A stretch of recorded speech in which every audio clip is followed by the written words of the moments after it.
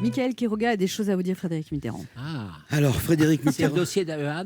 Non. On verra après ça. Je vous le donnerai après, ça. Donc, Frédéric Mitterrand, bonjour. Je suis ravi de Bonjour. vous voir. Ou plutôt, je suis ravi de vous revoir parce que vous ne vous en souvenez sans doute pas, mais on s'est déjà vu. Ah bon? Ouais, c'était il y a des années. J'étais jeune, j'étais beau, je sentais bon le kebab chaud.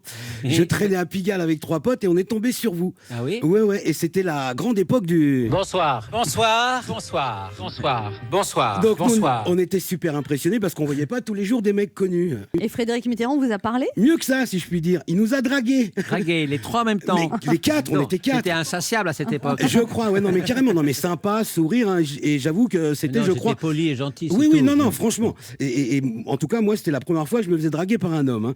Ouais. Et à cette époque-là, je savais pas si c'était gênant ou flatteur. Mais ça ne faisait que commencer. Oui, on se calme, Fredo. Alors, moi, je suis rentré chez moi, j'étais pas comme d'habitude. Hein. Je suis passé devant le miroir, je me suis dit, quand même, hein. je le comprends, c'est vrai que j'ai un beau petit cul dans ce jean. Allez, bon, je Non, mais précise.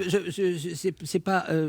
C'est à Non, votre vous physique aviez et à votre été talent que je parlais. Oui, non, mais Ouais, j'avais bien compris, Freddy. Je peux vous appeler Freddy. Donc, bon, je précise qu'on ne s'est jamais revu. Hein. Et depuis, Ben, on se Frédéric. retrouve, Oui, enfin. voilà. Mais ce que je voulais dire, c'est Mais que je me souviens d'ailleurs. C'est formidable. je vais pas y arriver. En tout cas, depuis, Frédéric, pas un coup de fil, pas une lettre, rien. Hein. Non, je suis désolé, hein, mais si tu me laisses ton adresse, là, je vais t'écrire. Alors donc, enfin bref, on n'est pas là pour ça. Vous êtes venu nous parler de votre dernier ouvrage intitulé Napoléon III, Victor Hugo, le duel. Alors c'est une opposition connue des historiens et des passionnés, et en plus, c'est un bon titre. Moi, je trouve que ça fait film d'action. Oui. Après Napoléon I, la conquête. Après Napoléon II, le court-métrage. Venez vivre les nouvelles aventures de Napoléon. Napoléon III contre Victor Hugo. De l'aventure, de l'action, de la haine et de l'imparfait du subjonctif. Et de l'amour, parce qu'ils aimaient beaucoup les femmes, tous les deux. Il eût suffi que vous le vissiez pour en être convaincu. Mais vous n'eûtes point le temps, vous fîtes ce que vous pûtes. La semaine prochaine, ne manquez pas Napoléon C'est un III. bon français, hein. Ah bah oui, on se débrouille, hein. Enfin bref, voilà. Au 19e siècle, alors le 19e siècle, c'est Jean Valjean, c'est Cosette, c'est Thénardier, sa révolution industrielle. Le monde entier se croisait dans la capitale pour en apprécier la culture et surtout pour profiter du raffinement à la française. Pardon, je voulais dire Napoléon III. À qui l'on doit la forêt de Sologne dont il a fait planter presque tous les arbres.